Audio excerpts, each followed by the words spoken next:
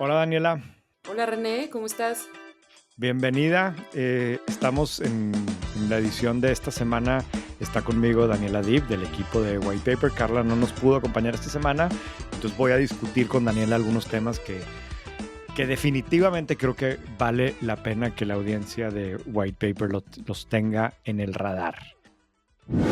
El episodio de hoy lo presenta AT&T Negocios y la verdad es que nos ha gustado mucho lo que nos han platicado sobre cómo es diferente AT&T Negocios de otros proveedores de telefonía celular y cómo puedes usar muchos de los features que tienen para administrar las decenas o centenares de celulares que seguramente gestionas en tu empresa. Sí, o sea, la idea de este concepto que tiene que se llama Ármalo Negocios es que empresas relativamente pequeñas o medianas tengan a la mano una plataforma de soluciones que les permita administrar de una manera no solamente muy eficiente, sino además como muy hecho a la medida de las necesidades puntuales de esa empresa. O sea, por ejemplo, si tú tienes una fuerza de ventas que tiene que andar en la calle y que necesita estar revisando las direcciones de a dónde ir y quieres que esté en comunicación contigo, pues necesitas asegurarte que siempre tengan datos y que no se lo vayan a gastar, no sé, en andar viendo videos de TikTok o cosas de ese tipo, ¿no? Pero que siempre tengan disponible, por ejemplo, el Google Maps o el Waze. Justo, entonces eso es lo que a ti como administrador te permite decir, oye, a ver, yo quiero que estos teléfonos nunca se les acaben los datos en Waze y pues a lo mejor que también siempre esté WhatsApp y que siempre tengan, no sé, el Outlook o lo que sea, Zoom quizás, pero esos son en donde tienen datos ilimitados y no se gastan los datos con aplicaciones que no les sirven para su trabajo, ¿no? Yo platiqué con el equipo de AT&T que me explicaron todo esto y la otra cosa interesante es que a la empresa le permite utilizar una herramienta que se llama Flex Control, que también otra de los beneficios en la administración de los aparatos es que puedes, por ejemplo, restringir el acceso a esas aplicaciones que no tienen nada que ver con la responsabilidad de trabajo. Y esto es importante no nomás para cuidar el uso del tiempo, sino también reducir los riesgos de ciberseguridad, ¿verdad? Con Flex Control puedes establecer horarios de uso para optimizar el tiempo de trabajo, o sea, en qué horas se pueden utilizar las aplicaciones o incluso saber exactamente la ubicación en tiempo real de cada dispositivo, ¿no? O sea, para que realmente los celulares que paga la empresa puedan ser realmente herramientas de trabajo. Exactamente. Es un plan de AT&T que se llama Ármalo Negocios. Si quieres más información, puedes visitar la tienda más cercana de AT&T o entrar a att.com.mx/negocios. Voy a empezar con un tema que seguramente han estado escuchando, pero no podemos no mencionar, que es lo que está pasando ahorita con CI Banco y con Intercam y que si Multiva y que si la demanda y demás, ¿no? Estamos grabando esto el miércoles para que salga el jueves y seguramente ya vieron, ¿no? Hay como que varias noticias que se están juntando aquí. Esto evidentemente está derivado o viene, es una consecuencia de aquella orden del gobierno de Trump, en donde decía que CI Banco, que Vector y que Intercam son instituciones que han estado lavando dinero y que son instituciones que facilitan el tráfico de fentanilo y que por lo tanto los bancos y las instituciones financieras en Estados Unidos no deben de trabajar con estas instituciones mexicanas y a raíz de eso pues, se ha detonado una serie de consecuencias sumamente complicadas, principalmente para estas organizaciones. En White Paper tenemos un artículo de hace un par de meses o donde se explica con mucho detalle qué fue lo que pasó y demás. Pero esta semana han habido varias novedades importantes, ¿no? Por un lado, está esta nota de que Multiva está comprando o se está quedando con el negocio fiduciario de CI Banco. No dijeron la cifra, pero al parecer hay algunas fuentes cercanas a la empresa, pues nos comentaron que debiera ser algo así como 2,000 millones de pesos para quedarse con este negocio de administrar fideicomisos, que resulta que CI Banco era el gran administrador de fideicomisos en México, el principal prestador de servicios fiduciarios en México, tenía algo así como el 25% del total de recursos en fideicomisos administrados por la banca comercial, ¿no? De hecho, el año pasado, el negocio, lo que cobran por administrar fideicomisos, este fue el banco que más comisiones generó por administrar fideicomisos, que fue como 640 millones de pesos por esta función, ¿no? Entonces, por lo visto, el deal ahorita es que Multiva, que por cierto Multiva es un banco que se está rebrandeando y que le está echando muchas ganas con diferentes iniciativas, está quedándose con este negocio. Por otro lado, esto está todavía más ambiguo, o al menos hasta el momento en el que estamos grabando esto, y es que Capital Bank, Capital con K, se está quedando con una parte significativa, y digo significativa porque así es como decía, de las operaciones de intercambio. Entonces, ¿qué significa eso? Pues no sé, probablemente es el tema de no sé si es la carta de crédito, si es no sé qué, pero una parte está claramente pasando a Capital. Capital, para quienes no les suene mucho, nació como una fintech en el 2020, si no me equivoco, y en el 2023 se quedó con Banco Autofin, entonces se convirtió en un banco, se compró esa licencia, ¿no? Al segundo, tenemos para darle contexto, al segundo trimestre de este año, reportaron tener una cartera total de 9,300 millones de pesos y 18,500 millones en captación. Con eso les dio un resultado neto de 146 millones de pesos. Intercam, nomás para que vean más o menos el tamaño, a junio tenía una cartera de 25,000 millones contra 9,000 que tiene Capital y 37,000 millones de captación contra 18,500 de Intercam, con un resultado neto como 10 veces más grande que el de Capital, ¿no? Entonces, pues en teoría esta fintech convertida en banco estaría quedándose con un banco mucho más grande del que ellos son, o con, no sé, los activos, o con qué parte del negocio, pero bueno, pues es lo que sabemos hasta ahora. Ahora, la otra nota importante en este caso es que Sei Banco está demandando a las autoridades de Estados Unidos. Fue ahí, puso una denuncia en el District of Columbia, en Washington, en donde se va en contra de Scott Bessent, el secretario del Tesoro, y contra el Departamento del Tesoro y contra el Departamento de Financial Crimes Enforcement, el FinCEN, que son los que emitieron la orden en donde lo acusan de ser una institución que facilita el tema de fentanilo. Tengo aquí enfrente de mí el documento, la demanda, y está bien interesante. O sea, básicamente, aparte está interesante porque está redactado de una manera como muy sencilla de leer, o sea, no está así tan Sí. sofisticado jurídicamente, ¿verdad? Hacen un recorrido de pues, lo que ha pasado y de dónde viene ese banco. Y básicamente lo que están diciendo es, oye, a ver, ni me has dicho nada, no me has dado nada de detalles, tengo desde que pasó esto buscándote para que me aclares cuáles son esas transacciones que dices que hice, cuáles son esas instituciones con las que dices que tengo relación, no me dices nada y pues, estamos a punto de desaparecer como institución financiera y pues de alguna forma no se vale y lo que están demandando es que se declare que esa orden es ilegal y que se eche para atrás Inconstitucional. Sí. inconstitucional. Está, Sí, está muy interesante.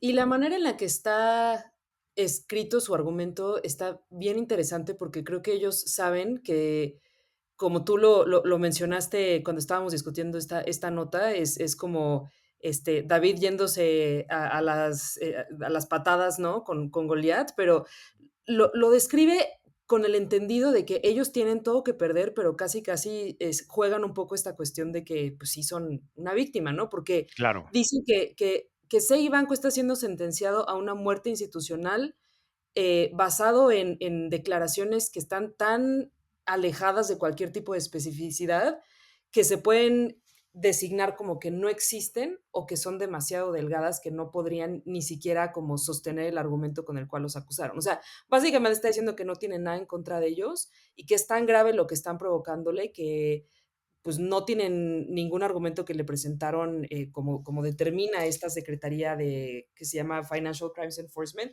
que es inconstitucional. O sea, no es cualquier cosa si termina ganándola, no sé qué tanta posibilidad tenga. ¿Tú cómo ves de que no, no, pase no, eso? no, no tengo ni la menor idea. O sea, yo cuando la vi me acordé del caso que de hecho yo creo que ya lo hemos platicado en este podcast de cuando el cuando una empresa Casa Chapa en Monterrey demandó a Walmart, ¿no? Pero era una privada contra una privada, ¿no? No tengo, y al final terminó no ganando la empresa mexicana, pero esto fue hace 30 años o no sé cuánto, y era, pues sí, era un David contra Goliat desde el punto de vista de tamaño de empresas, pero era empresa contra empresa. Aquí se están yendo contra el gobierno de Trump. Ahora, pues el gobierno de Trump está acostumbrado a que todo el mundo lo esté demandando, ¿no? Porque los estados que no son republicanos, otro tipo de autoridades que no son del Partido Republicano todo el tiempo lo demandan y cuestionan y las universidades también defendiéndose y demás. Entonces tampoco es como que es una novedad y en muchos casos los jueces han estado de acuerdo de el que demanda, ¿no? Entonces vamos a ver qué pasa aquí. A mí, o sea, dicen, es que a ver, todo esto que nos están acusando, no hay ninguna prueba, no nos explican, no nos revisaron. Y dice, por Nunca ejemplo, nos aquí, hablaron. nunca nos hablaron. Aquí dice, una de las acusaciones es que entre diciembre del 2021 y octubre de 2024 hicimos 30 transacciones por $2 millones ilegales, ¿no? Dice, Banco en ese periodo hicimos 57,276 transacciones a China para 2,275 clientes y mandamos $2,400 millones. Entonces, otra vez, o sea, dice, a ver, estás diciéndome que hice 30 transacciones, que no me dices cuáles son, dentro de 57,000 transacciones por $2 millones dentro de $2,400 millones en 3 años. Como que dame más explicaciones, ¿no?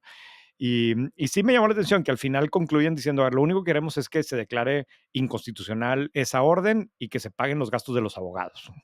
Ujú. Y bueno, vamos a ver hacia dónde va esta novela. A ver qué dice en la mañanera mañana. Muy bien, seguimos. ¿Cómo ves, Daniela, si nos cuentas lo de los semiconductores, el artículo que escribiste? Sí, pues hace unas semanas, junto con otros dos reporteros, Lam, que está en Vietnam, y Yashraj, que está en la India, hicimos como un mapa, un mapeo más bien de todas estas iniciativas de países que no son China ni Estados Unidos, que son los líderes en producción de semiconductores a nivel global. Y estos tres países quieren hacer como una política nacional para poder ser competitivos en un tipo de chips muy específico que les llaman como los legacy, que, bueno, de entrada para poder hacer este reportaje tuve que hablar con un chorro de personas de la industria y entenderla, que es bastante compleja. Probablemente haya como muchos matices que no conozco bien, pero realmente de lo que hablaron es este tipo de chips que se utilizan para producción, o sea, para producir artículos electrónicos, entre comillas, básicos, ¿no? Refrigeradores, automóviles, no los semiconductores que produce Sí, no, Nvidia o TSMC, que son, exacto, no los de servidores de AI. No, el que exacto, usas que para moverle al espejo del auto. justo, que no son de los 2 nanómetros ni 7 nanómetros, sino que pues como que sirven para otras cosas. Y en el caso de México, lo que todo salió a partir de que en febrero pasado, no sé si recuerdas que durante uno de estos pues, mañaneras se presentó el Plan Nacional de Semiconductores que va a arrancar el Centro Kutsari de Diseño, que es un centro en el cual México básicamente quiere hacer una industria nacional que no solamente ensamble semiconductores, sino que los diseñe y tengan este proceso que es como muy importante para que cualquier semiconductor funcione, que es un periodo como de prueba en el que lo implementan en toda la línea de la cadena de producción y como que lo van ajustando para que vean que sí funciona, que en el ensamble todo está bien, que el chip funcione y todo, y que toma mucho tiempo, ¿no? O sea, tú no puedes nada más armarte un microchip, o utilizar o sea, las licencias para usar los que ya existen como que son muy caras, pero como que es algo que toma tiempo y que México en esa parte de la producción de microchips podría hacerlo, pero hablando ya con expertos, incluso algunas de las personas que tienen empresas de diseño de semiconductores en México, me decían que ellos tienen la capacidad de poder diseñarlos para poderlos como insertar en toda la industria de manufactura que ya existe en México. Pero el problema es que pues ya tienen sus proveedores de chips que son internacionales, que ya están como integrados a toda esta cadena de producción y que no es como tan fácil llegar y decir, a ver, te cambio el chip que yo ya llevo años utilizándolo por otro que acaban de hacer en México, que no ha pasado como este periodo de prueba y que, pues, en resumidas cuentas, todas estas iniciativas de poder hacer industrias nacionales de cosas muy o sea, como tecnológicamente avanzadas, están muy bien en el fondo, pero en la forma ya tienen como estas especificidades de aplicación que las vuelven como muy complejas, de que financieramente hagan sentido, ¿no? O sea, me decía este señor de una empresa que se llama Circuify, que ellos están en México, diseñan chips en México, pero sus clientes son empresas en Silicon Valley y me decía, es que a nivel nacional yo no tengo mercado, porque ya todo el mundo tiene a su proveedor. Si yo quiero ser competitivo, pues ¿quién me los va a comprar? ¿No? Y eso como que me pareció interesante comentarlo en White Paper porque pues hay muchas otras industrias que el gobierno, bueno, a nivel federal se quieren lanzar como industria nacional y estos Claro, como matices de negocio creo que es importante mencionarlos, ¿no? claro, que no necesariamente es donde más sentido pareciera que estuviéramos haciendo énfasis, ¿no? O sea, dice, "Oye, aquí a lo mejor no tengo las ventajas competitivas o ya está resuelto de alguna forma y no tengo por qué estar ahí", ¿no? Exacto, que Este, también pasa con la industria automotriz, ¿no? Un poco lo que mencionábamos la semana pasada también con esta empresa, Giant Motors Latinoamérica y Jack, que pues, o sea, no hay necesidad de hacer algo, o sea, si Apple ya hace teléfono, hace buenos, iPhones, pues, ¿para qué ponerte a competir con el que lo sabe hacer muy bien? Mejor innova y hazlo como en otra cosa, pero es como este rol nacionalista de que tienes que consumir el equivalente mexicano y quizá no somos tan buenos haciendo eso, pero puedes innovar de otras maneras, ¿no? claro, estoy completamente de acuerdo. Creo que fue la semana pasada también, que ya hemos hablado varias veces en este podcast de Adán Chalino, que es el seudónimo de esta persona que hace análisis de las empresas públicas mexicanas, y la semana pasada publicó un artículo eh, que me pareció muy interesante sobre Volaris, ¿no? Y la oportunidad de Volaris, ¿no? Y básicamente lo que explica es que, digo, seguramente han visto, ¿no? Que Volaris lleva varios trimestres enfrentando pues, ciertos problemas desde el punto de vista de los resultados, ¿no? Y en parte está muy relacionado con los motores que usa los Pratt Whitney, que necesitan un mantenimiento, porque algunos de ellos presentaron un defecto, entonces necesitan un mantenimiento preventivo y eso ha obligado a que muchos de los aviones tengan que estar sin volar y por lo tanto se reduce la oferta de asientos y es un proceso lento y de hecho todavía no lo resuelve, o sea, al parecer se va a extender todavía hacia el 2027, una cosa así, ¿no? Pero además, el otro problema que ha afectado a Volaris es que salió del IPC en marzo del año pasado y tiene unas razones y ahí lo explica muy bien en el artículo.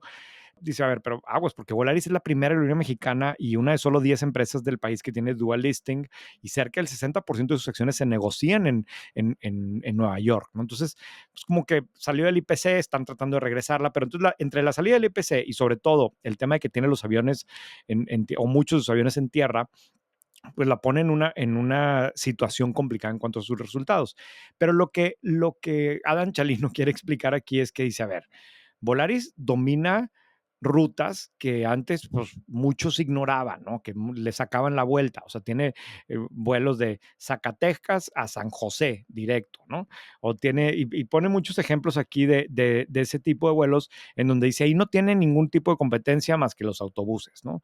Morelia a Fresno, Oaxaca a Los Ángeles, Durango a Europa, ¿te Dallas, acuerdas? Ujú. sí, Chihuahua a Denver, ¿no?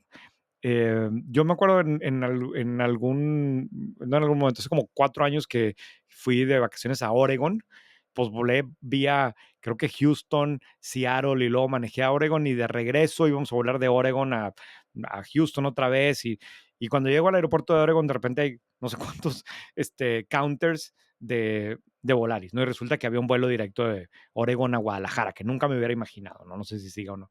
Pero el punto aquí que dice, a ver, tiene algunas rutas que son muy valiosas y en donde pues prácticamente no tiene competencia directa y eso le da poder de precio, estabilidad de la demanda, etcétera, ¿no? Además, dice, oye, vienen cosas muy buenas porque está obviamente el tema del mundial, que si va a regresar al IPC y que pues, pudiera ser que regresara al IPC y que al final del día el tema de los motores pues se va a terminar resolviendo, ¿no? Es lo que le va a liberar capacidad y reducir los costos operativos y bueno, pues él cree que considerando todo esto, el precio de la acción está súper castigado, ¿no? Dice, lo pone como ejemplo, las aerolíneas cotizan alrededor de 6x y Volaris está en no más de 3.5x, ¿no? Antes sí ha llegado a estar en 6x, pero a ver, por todo esto hoy está muy a la baja y hace que algunos cálculos y dice, oye, a ver, es que incluso siendo conservadores, pues esta acción debiera estar 145% por encima o un precio muy por encima del actual, ¿no? Y claro, muchas cosas pueden salir mal, pero creo que a quienes les interesa la industria o les interesa las acciones de las empresas públicas mexicanas y demás, vale la pena y vamos a poner la liga al artículo también. Sí, y menciona también esta oportunidad que puede abrirle el mundial, ¿no? Que creo que ya cada vez se acerca más, estamos más cerca de lo que puede implicar, entonces creo que está bueno Yo no tenerlo sé en mente. si haya una oportunidad para white paper. Como que empiezo a Mm, escuchar todos, no creo que vayamos a venderle suscripciones a los que vengan al mundial, pero no sé, algo tendremos que hacer para aprovechar, ¿verdad? En fin, ¿en inglés? em, pues sí, en inglés, puede ser. La nota que es de Bloomberg se llama Billion Dollar CEO Pay Packages Are Disasters in Waiting y básicamente abre con el ejemplo de que a Elon Musk le dieron un stock award de 29,000 millones de dólares y es Que un poco puede llegar este, a valer, o sea, que si se cumple puede llegar a valer casi 30,000 millones de dólares, ¿no? Una locura.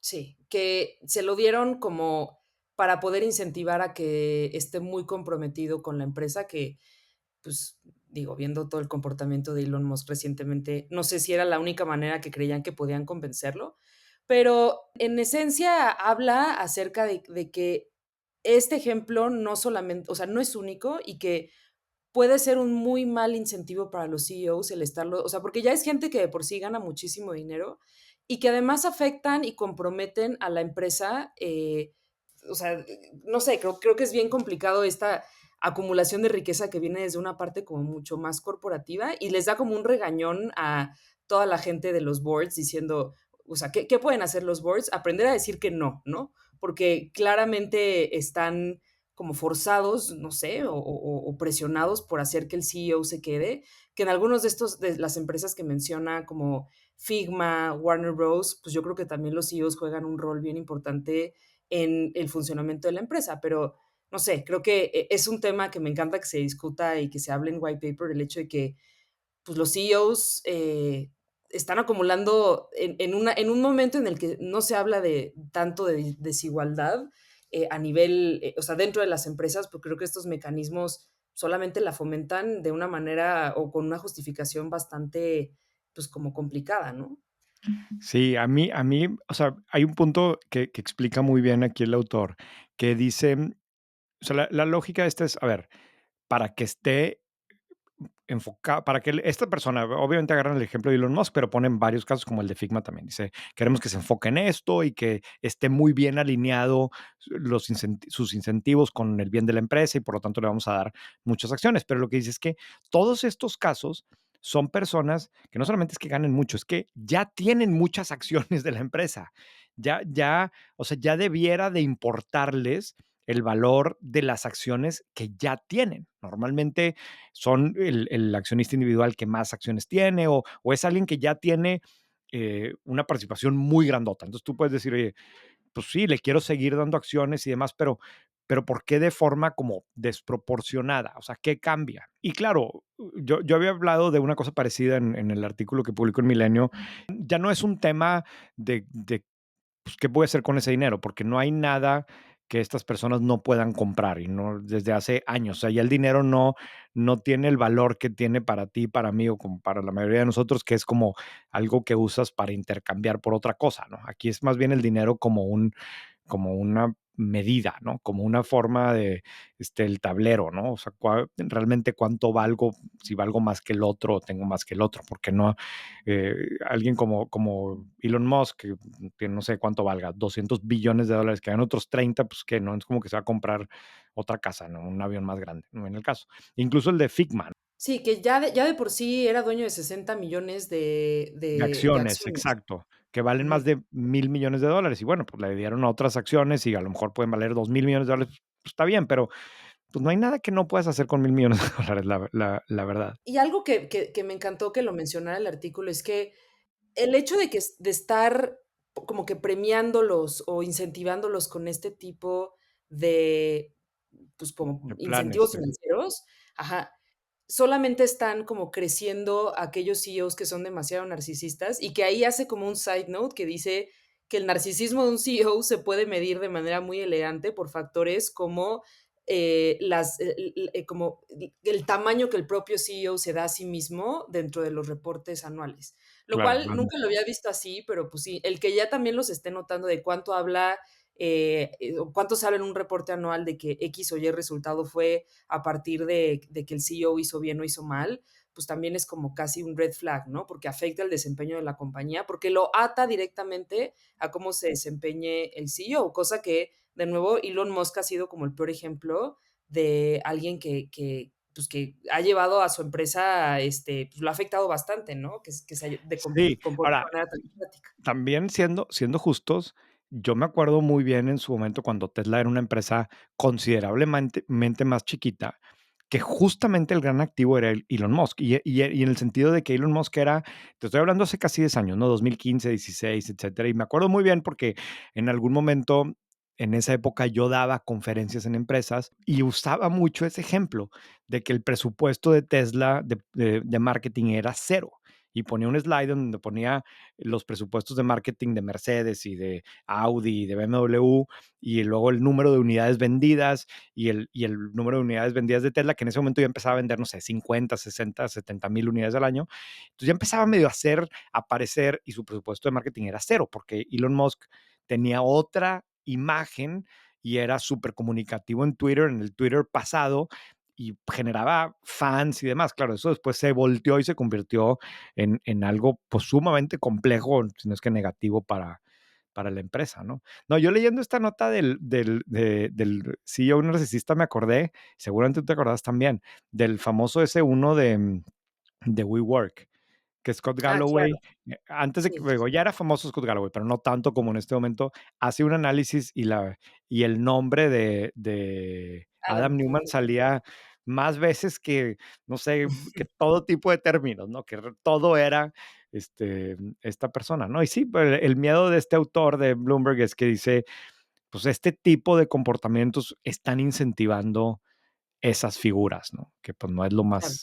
no es lo más sano. Sí, Muy está bien. buenísimo.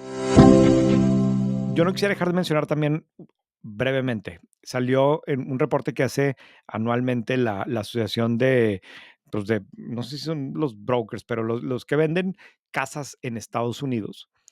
Y bueno, pues, los compradores mexicanos siempre figuran ahí en esa lista.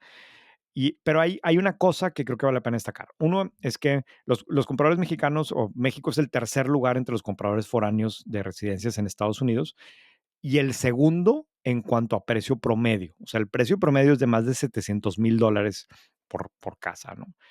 Más de 40% de las transacciones fueron por propiedades en Texas, 17% en California, 5% en Colorado. Por 16% de estas casas se pagó más de $1,000,000.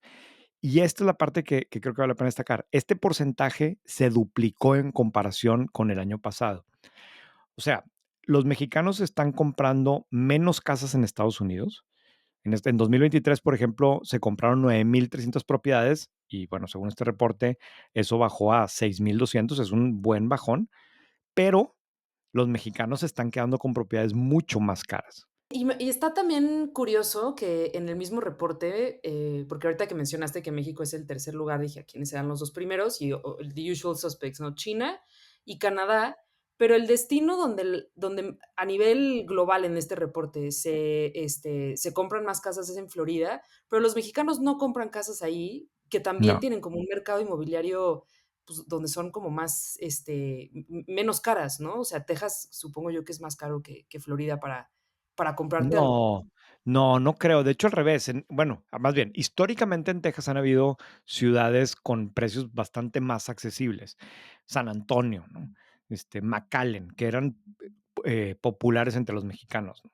Ahora Houston sí es más caro. Austin obviamente subió mucho de precio. No sé qué tan popular está Austin entre mexicanos, pero sí debe estar creciendo. Pero como las grandes ciudades de Texas son de las que más han crecido en la última década, no me extrañaría que también sí estén subiendo de precio, pero históricamente no eran necesariamente los mercados más caros. Pero sí hay mucha afinidad, particularmente los que estamos en el norte de México, con Texas, y tenemos Por la frontera, claro, sí, sí. mucha frecuencia con Texas, ¿no? Pero sí me llama la atención, 5% de las transacciones en Colorado, y esas ni una debe ser de menos de $1,000,000. Sí, no. En fin, bueno, otro detalle importante que viene en el reporte, digo, es un detalle, pero es que visto desde la otra perspectiva, México es el destino más atractivo para los americanos que quieren comprar una casa en otro país. Digo, ya lo sabíamos, pero aquí está validado, y por eso pues las oportunidades en Tulum y en San Miguel de Allende y todo, aunque como también lo platicamos hace algún tiempo, también se presta para fraudes, ¿no? Ahí busquen ese episodio donde hablamos de eso. Si te parece, Daniela, vamos a el deep dive, que en esta ocasión vamos a hablar un poco como un update del e-commerce, porque Daniela ha estado trabajando en algunos temas que vale la pena, y también tenemos algunos indicadores de margin que publicamos hace unos días que son importantes, ¿no? Entonces, Daniela. Algo bien interesante está pasando en el e-commerce, considerando que justo la semana pasada se mencionó que el déficit comercial que tenemos con China alcanzó un récord que creció 3.3% en lo que va del año, ¿no? Comparado con el pasado. Esto es a partir, o sea, independientemente de que a principios de enero se implementaron este incremento en aranceles de productos que estén fuera bueno, yo les sigo llamando Telecan, pero el USMCA, que básicamente es cualquier cosa que venga fuera de China, se le iba a poner un 19% adicional a todos los productos o sea, de minimis que entraran en esa categoría. Y o sea, a principios de agosto se anunció también que ese arancel se iba a crecer hasta el 33%. O sea, básicamente están poniéndole más aranceles a productos que vengan de allá con la intención, pues, de más o menos guiñarle un ojo a Estados Unidos de que estamos haciendo algo para frenar un poco esta dominancia de importaciones chinas, pero eso no ha frenado de ninguna manera que muchos de los sellers en el país sigan consumiendo productos chinos, simplemente porque no hay manera de hacer dinero online para muchos importadores si es que no están aprovechando pues, todo el producto que viene de allá, ¿no? Y eso lo menciono esta semana en el white paper, en la columna que salió hoy, donde justo la semana pasada estuve platicando con algunos sellers de TikTok Shop, algunos creadores más bien, perdón, que son pues estas figuras hay una chava que creo que es de Monterrey, se llama Florencia, ella tiene, no sé, más de 6 millones de seguidores en redes sociales y en TikTok Shop se ha dedicado a vender muchos productos y me estaban explicando que estos creadores pues tienen como un catálogo de productos que pueden vender. Cuando llegan a cierto número de seguidores se les abre como una opción ahí donde les dicen, a ver, ¿tú quieres vender este Pero producto? eso, o ¿Quieres sea, vender? eso se lo hace TikTok. TikTok Shop les abre como el catálogo, ¿no? De productos que Okey. ellos puedan vender como estos infomerciales. Y ella, junto con otros 4 creadores con los que platiqué, les dije: "¿Pero qué productos venden ustedes, no? O, ¿cómo le hacen para poder establecer una relación con la marca?". Y me dijo: "Ah, a veces las marcas se nos acercan, o a veces yo digo: 'Esta plancha de cabello está curiosa', entonces hablo yo con la persona encargada de la marca y, pues, muchas veces resulta que yo les escribo en línea, y me dicen que no hablan español, sino que hablan chino". O sea, tienen como este acceso directamente con el proveedor de estos productos que son muy baratos, ¿no? O sea, una plancha para el pelo de 300 pesos, audífonos que cuestan 150 y que claramente son el mismo tipo de, o sea, en China están como estas regiones que se especializan en producir ciertas cosas, ¿no? En una zona están todas las maquilas de ropa, que es donde Shein surte como todos sus proveedores. Sí, En todos los otra zona calcetines, ¿no? Hay un lugar que hacen todos los calcetines del mundo, ¿no? que me muero de ganas de ir a China a verlo, porque ha de estar increíble ver estas regiones muy hiper especializadas, ¿no? En ciertos productos. Entonces, ellos, así como están regionalizados físicamente, también lo replican en línea. E incluso, o sea, me encontré a un video en TikTok donde dice como de, si tú quieres importar, no sé, fundas para teléfonos, no importes de acá, importa de acá, porque de aquí es más barato y se sube directo al barco, ¿no? O sea, como que los sellers súper buenos en esta parte del mundo saben de dónde sourcear como todos sus productos, porque saben que pues es más barato, ¿no? Y ya aquí en México ellos se encargan de encontrarles quién se los distribuya, quién se los entregue, estos creadores que les están haciendo la competencia, pero si tú ves como esta microeconomía que también está creciendo, tú no puedes hacer lo mismo con un producto similar mexicano. Una, porque en México no hacemos tanto, o sea, todo lo que se vende en estas tiendas, Steren o estas cuestiones, pues todo está hecho en China, cosa que no es ningún secreto, pero están como todos estos mecanismos que están activando que aun cuando tengas el arancel del 33%, te sigue saliendo más barato importar algo de allá y encontrar maneras de venderlo. Ya no necesitas una tienda física para poder tener como esta distribución, sino puedes empezar a venderlo en TikTok o en Instagram o en Amazon Marketplace. Hay una cuestión que, bueno, ahorita va la segunda parte de lo que iba a comentar, pero me encanta cuando tanto Mercado Libre como Amazon dicen que están apoyando a las pymes y tienen programas para que las pymes mexicanas puedan despegar. No es quitarles mérito, pero es también aceptar que muchas empresas que venden en Mercado Libre o en Amazon desde México y son mexicanas, importan productos desde allá y aquí ya los empaquetan y les dan como su marketing en algunos casos, pero pues como que querer tapar el sol con un dedo de que voy a frenar las importaciones, y ya con eso voy a encarecerlas, y ya con eso voy a poder frenar como influx de productos chinos, pues también es como un poco ingenuo, ¿no? Claro, sí. Y está siempre el chisme, digo, en White Paper nos llegan todo tipo de chismes, sobre todas las industrias, pero sí, pero uno que ha llegado varias ocasiones es, pues, la importación ilegal de productos de China, o que no pagan ningún tipo de arancel, o que no cumplen con nada, y pues siempre gira en torno a temas de e-commerce, ¿no? Y ahora sí que nosotros no tenemos la capacidad de verificarlo, y no es en lo que nos especializamos, ni mucho menos, pero sí es factible que también sea uno de los factores que permiten o que sucedan este tipo de cosas, ¿no? Sí, y además hay algo bien chistoso que también pasa con los propios consumidores, porque me acuerdo que, y bueno, siempre, o sea, voy a hablar de la experiencia de mi algoritmo de Instagram, porque pues está bien personalizado a lo que pues, yo veo o busco o lo que sea, pero una vez me salió O a como lo que una marca dices, o a lo que o de lo dices que cuando estás platicando.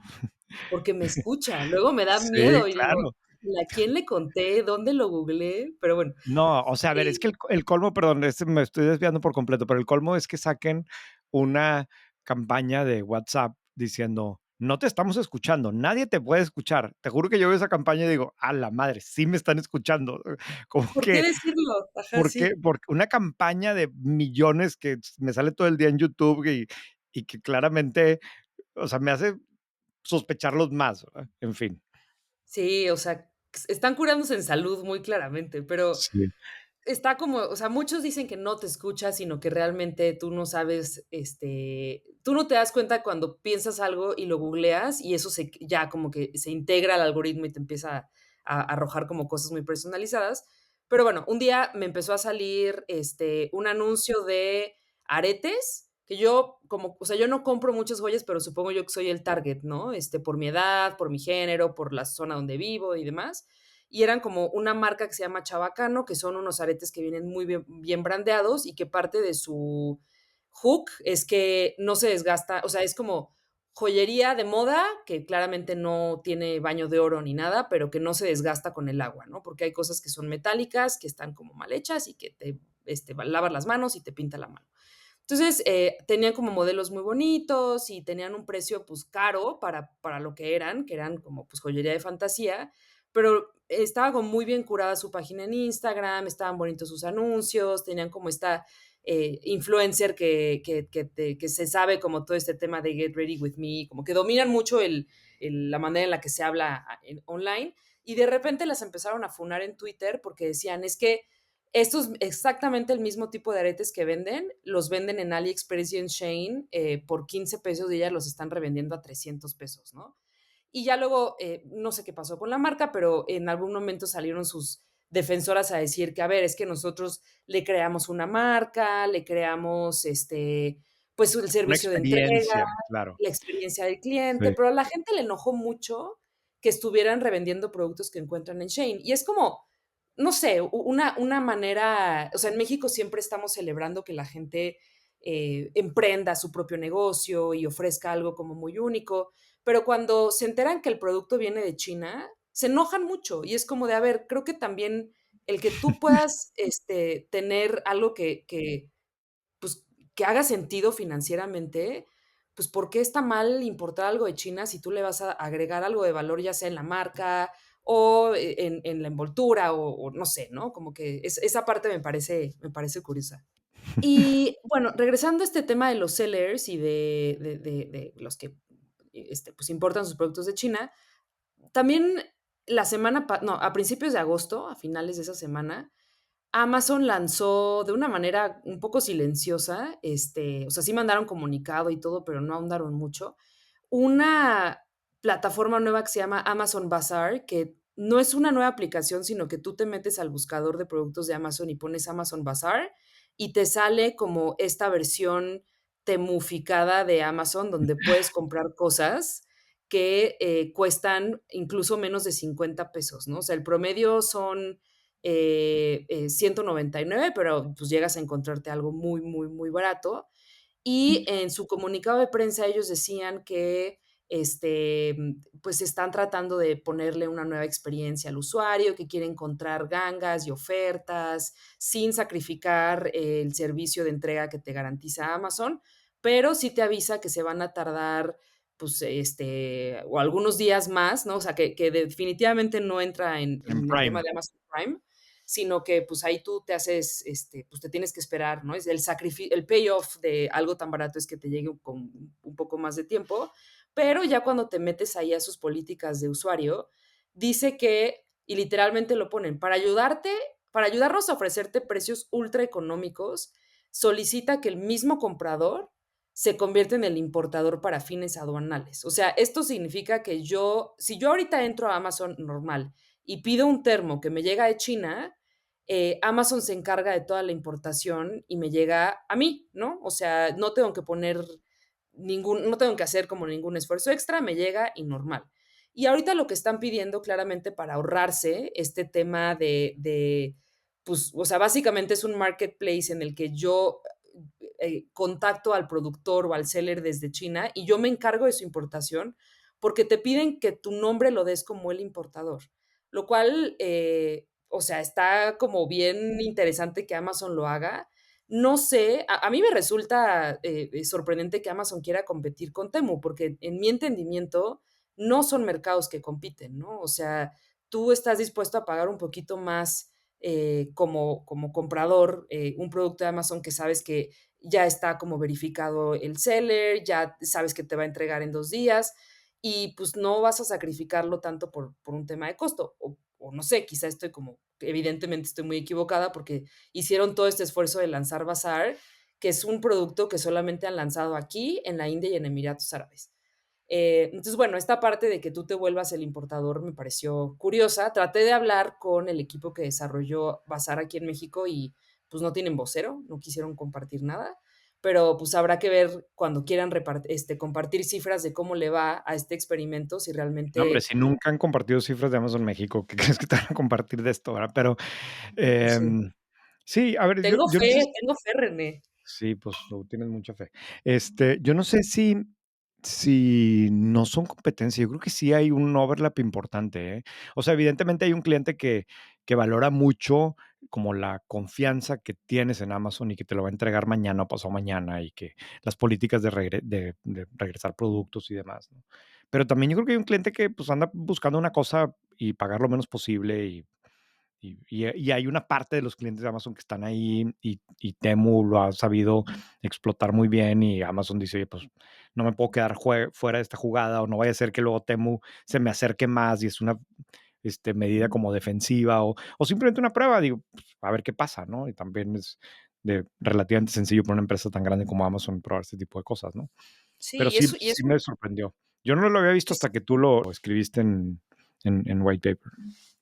no, a mí me salió porque, pues, como que me enteré por otro lado, no por estar leyendo las noticias, y dije: "Órale, qué curioso", y sí me intriga un poco el unit economics de cómo les va a funcionar, porque pues digo, también ya sabemos que entregar un paquete, o sea, que un paquete te cuesta 50 pesos, ni siquiera, o sea, implica que te cuesta mucho más caro el envío, ¿no? No sé cómo Sí. Amazon, a quién se lo va a cobrar, cómo lo va a absorber y también si en algún punto el vendedor desde allá te falla para la entrega, pues también se está respaldando mucho Amazon en que tú importador, te haces responsable de cómo te llegue a mí, sácame de la jugada, ¿no? Que es medio, pues, no sé, No, pues está bien, digo, o sea, dices, estás como unbundling el servicio y pues yo, si nomás va a ser pues te cobro nomás esto y tú ya te haces cargo del otro parte del servicio, ¿no? Te vendo la ensalada sin preparar, te vendo los ingredientes y tú hazla, pues teóricamente no pagas la mano de obra, ¿no? Pero pues bueno, sí. sí me da curiosidad, yo creo que sí tiene ciertas ventajas en un país como México, creo que la marca Amazon pesa mucho y pues a ver si luego vamos al campo a ver qué encontramos, de qué tanto se está usando. Digo, tú que lo hiciste en su momento con las señoras que revendían de Shein en Puebla y en muchos lugares, a ver qué encontramos con productos de Amazon Bazar. Sí, a ver qué Em, tal. hace unos días, Margin, que es esta publicación hermana de White Paper, en donde hablamos de temas más, a veces más técnicos y a veces con más detalle de este tipo, publicó una, pues un breve reporte de cómo ha crecido el e-commerce en México, utilizando en gran medida datos del Banco de México, ¿no? Dice, a ver, las compras autorizadas en comercios electrónicos superaron los 285,000 millones de pesos en el primer trimestre, ¿verdad? O sea, 30% más que un año antes. Es muchísimo, un crecimiento de 30% ya ahora sí en cifras de este tamaño. Lo que más me gustó de esto es el análisis de las tasas de aceptación de las tarjetas de crédito, de los plásticos nacionales.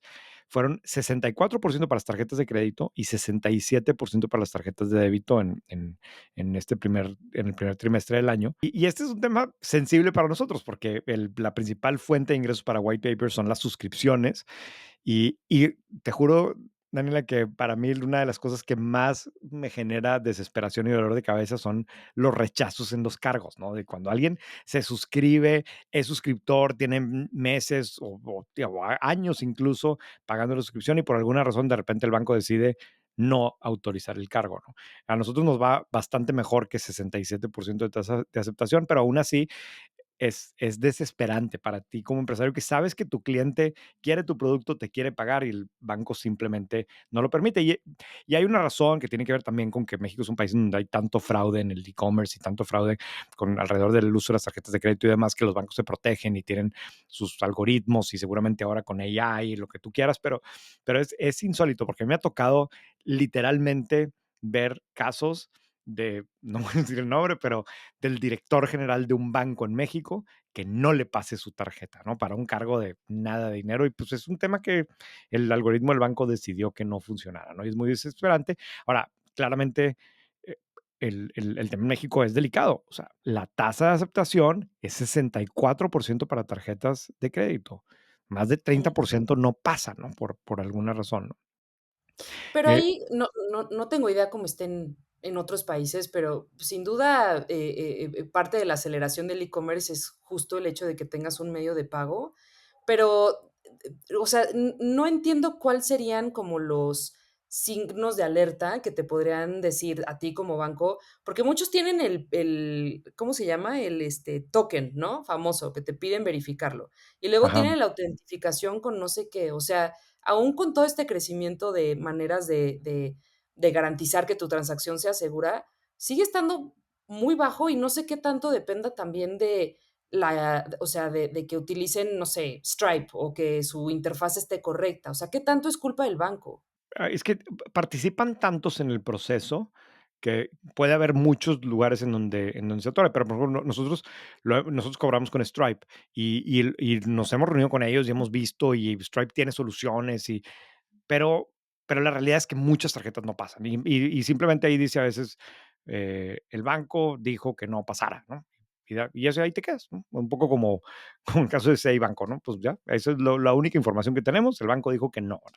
Y a veces es un caso de una tarjeta que ha estado pasando y que no tiene ningún problema, pero eh, yo entiendo un poco también la postura de los bancos. Es tal el problema que tienen con fraudes y con reclamos y demás que pues también se protegen de más, ¿no? Pero eso es una realidad. Ahora, en Margin calcularon y decían, a ver, es que estamos hablando de 200,000 millones de pesos de compras rechazadas, ¿no? O sea, 200,000 millones Sí. de pesos de transacciones que pudieron haber sucedido, que a lo mejor una parte de esas sí fueran fraude, pero probablemente la gran mayoría no y pues simplemente no pasaron. Entonces ahí como que claramente hay todavía un pendiente o un área que puede mejorar muchísimo, pero luego si le haces doble clic, el análisis de margin incluso se baja a ver a nivel instituciones. Ujú. Entonces, por ejemplo, hay algunos, como el caso de Banamex, que la tasa de aceptación es bastante más alta que en otros bancos. Entonces, como que la probabilidad de que sí pase tu pago con una tarjeta Banamex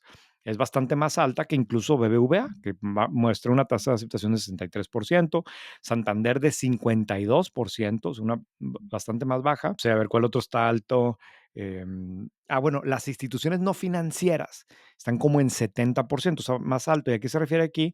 Mercado Pago, o sea, las tarjetas de Mercado Sí, Pago, de Liverpool, etcétera, aunque están dispuestas a tomar más riesgo en este tipo, a lo mejor incluso pues Mercado Pago, que ese es su mundo, el mundo del e-commerce, pues tiene más experiencia o sistemas más precisos o no sé, veto a saber, ¿no? Pero así como que a grandes rasgos, pues alcanzas a ver cómo cada banco pues lo tiene en diferentes niveles. Sí, evidentemente el caso, por ejemplo, BBVA, que es por mucho el banco más grande en México, la tasa de aceptación está en 63.7 o estuvo en 63.7%, pero el monto aprobado son casi 475,000 millones, ¿no? Pero porque también es el banco mucho más grande, ¿no? Después sigue Banamex con 200 y tantos mil millones, después Santander, después Banorte, que ahí me llama la atención porque Banorte, entre los bancos en México, es el segundo lugar y es mucho más grande que el tercer lugar, ¿no?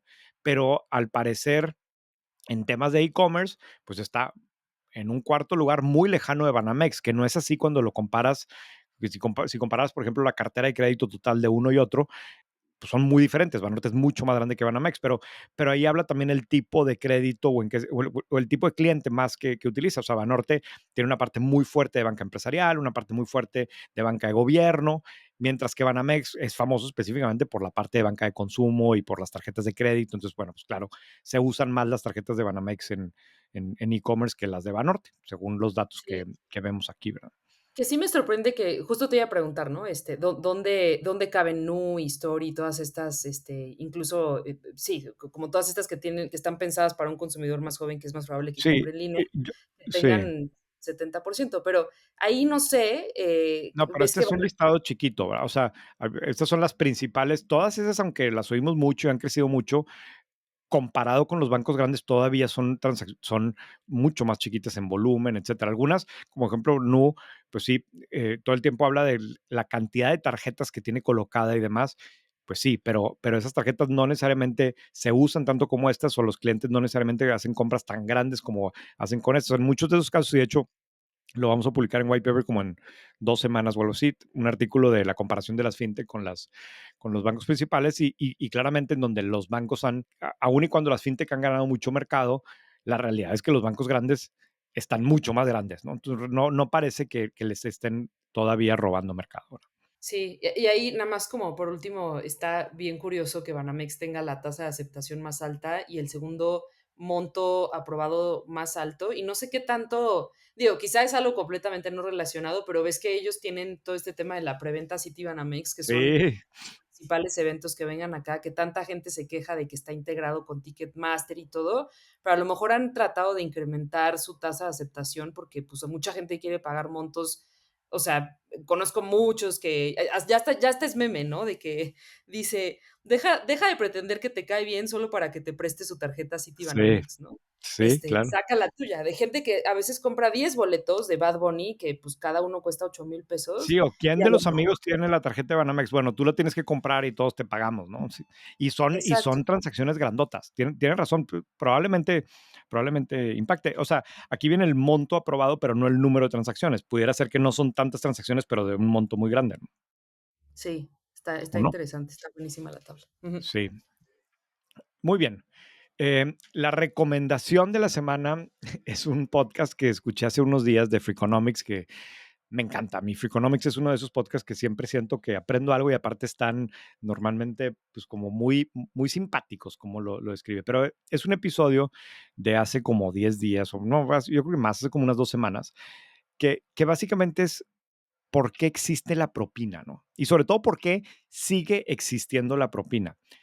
Se meten a hacer muchos análisis y toman en consideración muchos datos. Obviamente es de Estados Unidos, no necesariamente aplica exactamente para México, pero hay mucho como de comportamiento humano que pues, yo no tenía ni idea, ¿no?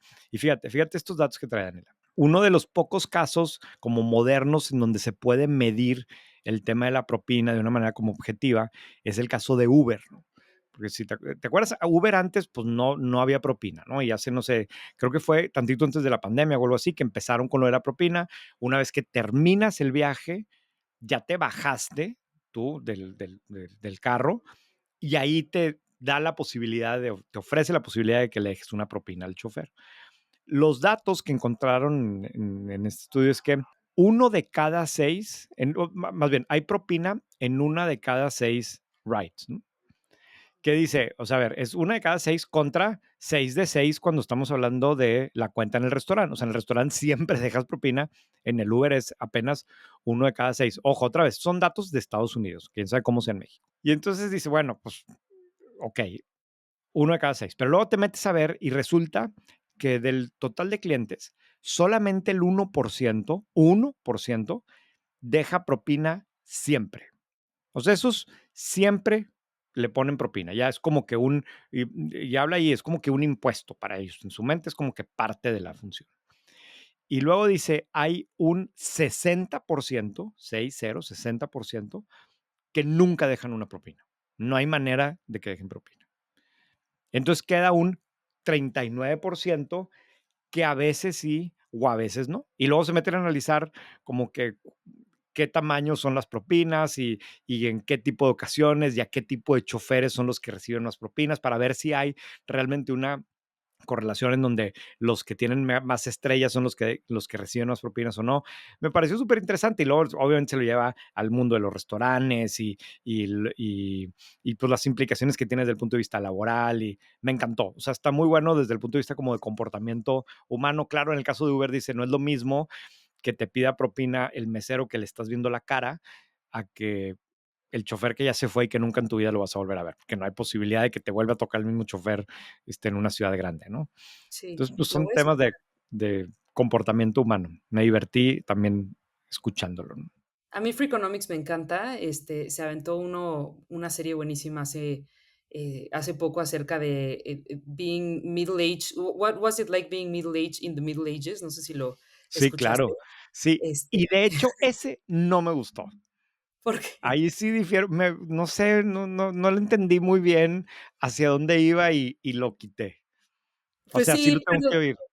como que hace comparaciones de cuando la gente se queja mucho de que tenemos ahorita los que estamos en la edad mediana, ¿no? El middle age, de 35 en adelante, y como que lo compara con cómo ha cambiado todo este entorno económico, pues en algunos siglos. Pero lo que me gusta es que siempre están como muy creativos en la manera en la que presentan o cuentan una historia, porque además es un podcast que lleva años, como 10 o 12, no sé, es uno de los No, que yo creo que más. De hecho, Freakonomics, yo creo que fue el primer podcast que yo escuché. O sea, yo me acuerdo en algún momento que un amigo me decía: "Es que tienes que oír podcast", cuando hace, no sé, 2015, yo creo, por ahí.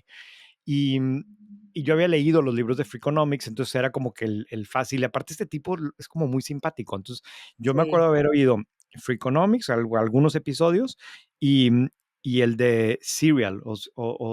¿Te acuerdas? Que era un caso de un tipo que estaba en la cárcel en Estados Unidos, que fue como, sí, que era como una, de This este, American Life que sacaron, sí, sí, ujú, pero yo que se creo que volvió era viral, sí, sí, o sea, y entonces escuché ese y me enganché y lo eché todo.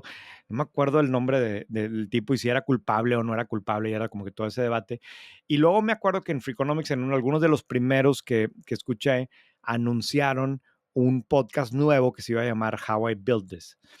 Y escuché el primer episodio de How I Built This y me fascinó. Y era el de contaban la historia de Spanx.